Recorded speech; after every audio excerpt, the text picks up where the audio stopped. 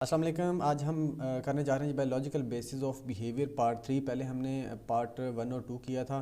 आज हम पार्ट 3 करेंगे। इसमें डिफरेंट एमसीक्यूज़ देखेंगे और इसके साथ साथ डिफरेंट कॉन्सेप्ट्स देखेंगे। जिन एमसीक्यूज़ की एक्सप्लेनेशन करनी वाली होगी उनकी एक्सप्लेनेशन करेंगे। तो आगे बढ़ते हैं जी। इसमें यह भी है कि कुछ बेसिक चीज़ें थी जो रह गई थी, आज उनको थोड़ा सा और डीपली जाके देखेंगे और रिवाइज़ कर लेंगे। तो स्टार्ट करते हैं जी। How many systems involve in the body functioning जो हो रही होती है उसके अंदर कितने सिस्टम्स इन्वॉल्व होते हैं, यानी कि जो हमारी नॉर्मल बॉडी फंक्शनिंग हो रही है इसके में कितने सिस्टम इन्वॉल्व होते हैं, कितने सिस्टम मिलकर इसको चला रहे होते हैं। There are 3 systems which are involve in body functioning. याद रखिएगा, systems involve in body functioning वो सिस्टम कौन कौन से होते हैं जो बॉडी फंक्शनिंग में इन्वॉल्व होते हैं। Muscle system, blood system, nerve system, all of above आएगा। ये वाले तीनों सिस्टम होते हैं जो बॉडी फंक्शनिंग में इन्वॉल्व होते हैं। यानी कि एक मसल सिस्टम होता है, इसका अपना काम होता है। ब्लड सिस्टम जो पूरी बॉडी में फ्लो कर रहा होता है, सर्कुलेट कर रहा होता है। उसके साथ साथ नर्व सिस्टम होता है जो पैगाम एक जगह से दूसरी जगह लेके जाते हैं। ये तमाम तीनों सिस्टम बॉडी को चला रहे होते हैं। हर सिस्टम का अपना अपना काम होता है। How many types of muscles in the body. Body के अंदर कितनी टाइप्स के मसल्स होते हैं। बॉडी के अंदर मसल्स होते हैं और ये कितनी टाइप्स के होते हैं ये देख लेते हैं। There are 3 types of muscles, skeletal muscle, smooth muscle और कार्डियक मसल। याद रखिएगा, जो स्केलेटल मसल है इसको स्ट्रिप्ड मसल्स भी बोला जाता है। ये होते हैं कौन से? Skeletal muscles of arms and legs which perform the voluntary movements. वो मसल्स जो हड्डियों के साथ होते हैं, लेग्स और आर्म्स के जो मसल्स होते हैं उनको स्केलेटल मसल या स्ट्रिप्ड मसल्स कहते हैं, जो क्या करते हैं याद रखिएगा, वॉलंटरी मूवमेंट्स। यहाँ पर 2 क्वेश्चन बन रहे हैं, एक वॉलंटरी मूवमेंट्स और एक कौन से मसल होते हैं वो वाला। दूसरा smooth muscle. Smooth muscle is found in the walls of hollow organs like your intestine and stomach. आपके अंदरूनी जो अज़ा होते हैं, इंटरनल ऑर्गन्स होते हैं, उनके जो मसल्स होते हैं वो स्मूथ मसल्स कहलाते हैं। इनका काम क्या होता है? The muscular walls of your intestine contract to push food through your body. ये हमारी बॉडी से फूड को पुश करती हैं। जो इंटेस्टाइन के जो मसल्स होते हैं, मसल्स इन योर ब्लैडर, जो ब्लैडर के मसल्स होते हैं वो क्या कहते हैं? Contract to expel urine. जो यूराइन है फ्रॉम योर बॉडी उसको एक्सपेल करते हैं। Smooth muscle serves for involuntary movement inside the body. Body के अंदर जो इनवॉलंटरी मूवमेंट्स, इनवॉलंटरी फंक्शंस हो रहे होते हैं वो स्मूथ मसल्स परफॉर्म करते हैं। अगर पूछा जाए कि वॉलंटरी कौन सा करते हैं, वो स्केलेटल मसल करते हैं, और इनवॉलंटरी कौन सा करते हैं, स्मूथ मसल करते हैं। यानी कि हमारी खुराक को प्रोसेस करना वो हमारे इंटरनल जो होते हैं स्मूथ मसल्स वो काम कर रहे होते हैं। हमारे यूराइन वगैरह को निकालना वो भी यही हमारे इंटरनल जो स्मूथ मसल्स होते हैं वो काम कर रहे होते हैं। सारा जो इंटरनल ऑर्गन्स के अंदर काम हो रहे थे वो स्मूथ मसल्स कर रहे होते हैं। उसके बाद कार्डियक मसल। कार्डियक मसल आपको पता है कि कार्डियक का मतलब दिल है, दिल यानी कि हमारा हार्ट, इससे रिलेटेड होंगे। Cardiac muscles tissue forms the muscle surrounding the heart. जो हार्ट के अंदर होते हैं मसल उसको बोलते हैं cardiac muscles. With the function of the muscle being to cause the mechanical motion of pumping blood throughout the rest of the body. ये muscle क्या करते हैं? ये मसल हार्ट में क्या करते हैं? पंप करते हैं किसको? ब्लड, जो हमारी पूरी बॉडी में जाना होता है, सर्कुलेट करना होता है, ये उसको पंप करते हैं। तो there are 3 types of muscles जो हमारी बॉडी के अंदर होते हैं, याद रखिएगा। स्केलेटल मसल, उसके बाद है स्मूथ मसल, उसके बाद cardiac muscle. Cluster of neurons is called. जो न्यूरॉन्स का क्लस्टर होता है, यानी कि अगर न्यूरॉन्स का अगर गुच्छा, बहुत सारे न्यूरॉन मिल जाएं और एक गुच्छा बने तो वो क्या कहलाएगा? नर्वस सिस्टम, नर्व सेल या नर्व कहलाएगा। याद रखिएगा, अगर कहीं पर नर्व आ जाए या न्यूरॉन आ जाए तो घबराना नहीं है। न्यूरॉन सिंगल है और नर्व है बहुत सारे। जब न्यूरॉन मिल जाते हैं तो उसको नर्व बोलते हैं। जो नर्व सेल है ये भी न्यूरॉन को ही बोला जाता है। Question number 5, structural unit of nervous system. अगर कोई पूछे कि structural unit of nervous system कौन सा है तो आपने क्या बताना है? नर्व, न्यूरॉन, नर्व सेल या बी एंड सी। मैंने अब पीछे भी बताया कि न्यूरॉन एक सिंगल होता है, इसका दूसरा नाम नर्व सेल है, तो हम इसका आंसर लगाएंगे B and C. According to Feldman's brain has dash neurons. Feldman के मुताबिक जो उन्होंने 1993 में बोला था कि न्यूरॉन्स में कितने टाइप के कितने न्यूरॉन्स पाए जाते हैं ब्रेन के अंदर। तो उन्होंने बोला था 100 to 200 billion, 200 to 300 and 300 to 400 billion. तो इनका आंसर है जी 100 to 200 बिलियन न्यूरॉन्स पाए जाते हैं हमारे ब्रेन के अंदर। ये फील्डमैन ने कहा था। इतने ज़्यादा छोटा सा ब्रेन है और देख ले कितने बिलियंस के हिसाब से न्यूरॉन इसमें पाए जाते हैं। According to Wertman and Loftus neurons send messages 100 million पर सेकंड ड्यूरिंग, वो वर्टमैन और लॉफ्टस के मुताबिक जो 100 मिलियन न्यूरॉन्स मैसेज भेज रहे होते हैं ब्रेन को, वो किस दौरान भेज रहे होते हैं, कब भेज रहे होते हैं? स्लीप के दौरान, वेकिंग के दौरान, सिटिंग के दौरान या रनिंग के दौरान?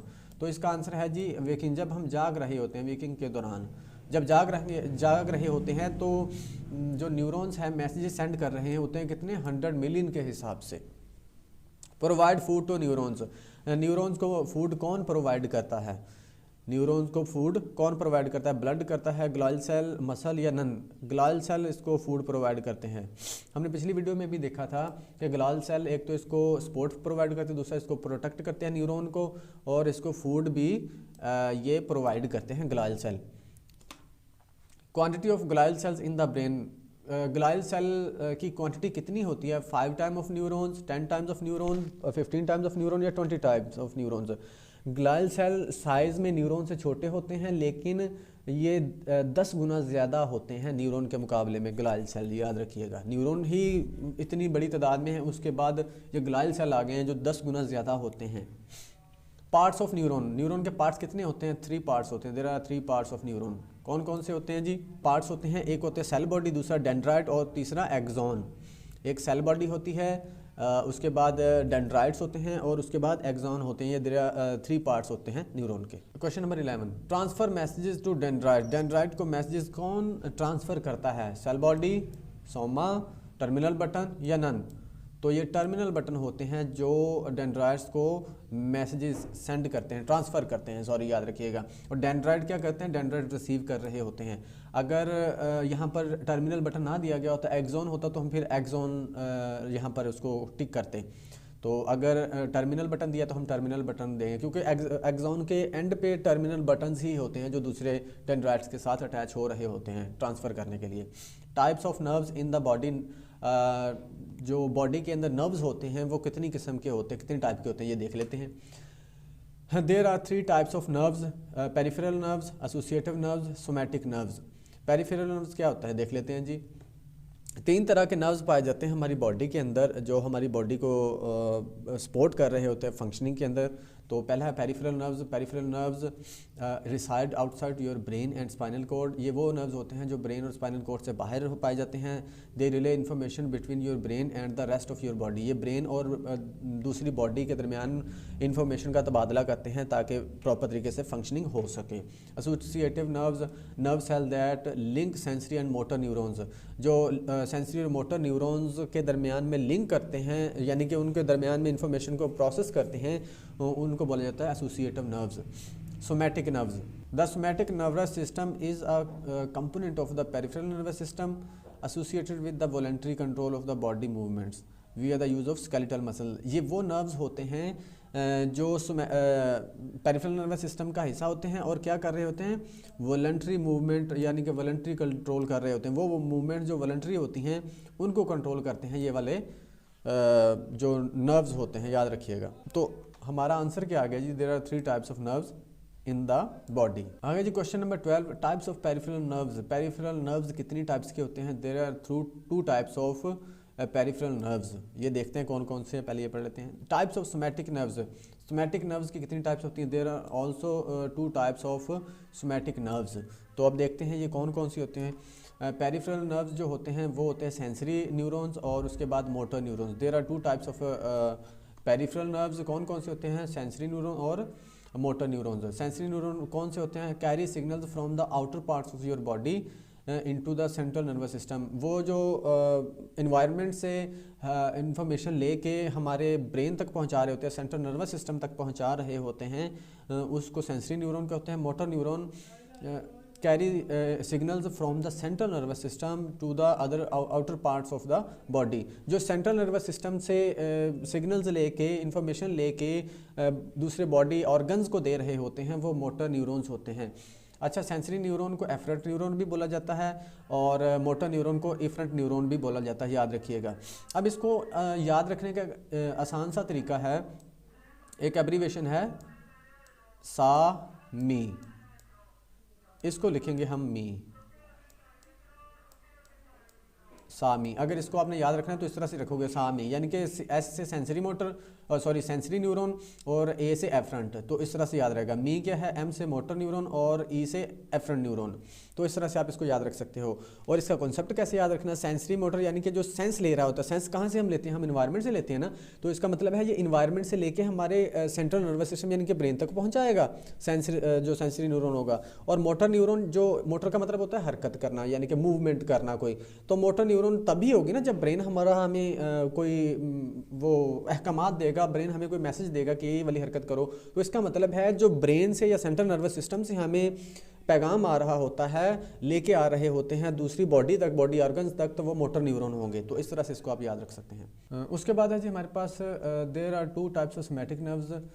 वो कौन कौन सी, क्रेनियल नर्व्स होती है, दूसरी स्पाइनल नर्व्स होती है। इनको याद रखने का तरीका, इनका कॉन्सेप्ट अगर आपने याद रखना, क्रेनियम का मतलब होता है खोपड़ी, तो क्रेनियल नर्व्स वो होती हैं, खोपड़ी के अंदर ब्रेन होता है, तो क्रेनियल नर्व्स वो होती हैं जो ब्रेन में से निकल रही होती हैं, याद रखिएगा। Are the nerves that emerge directly from the brain including the brain stem, carry sensory information into and motor commands out of the brain, यानी कि सेंसरी इन्फॉर्मेशन को ब्रेन के अंदर लेके जाती हैं और मोटर इन्फॉर्मेशन को, मोटर कमांड्स को ब्रेन से बाहर लेके जाती हैं, वो वाली होती है क्रेनियल नर्व्स। कहते हैं ब्रेन स्टेम भी इसी के अंदर आ जाएगी, ब्रेन के अंदर ही इंक्लूड होगी, याद रखिएगा।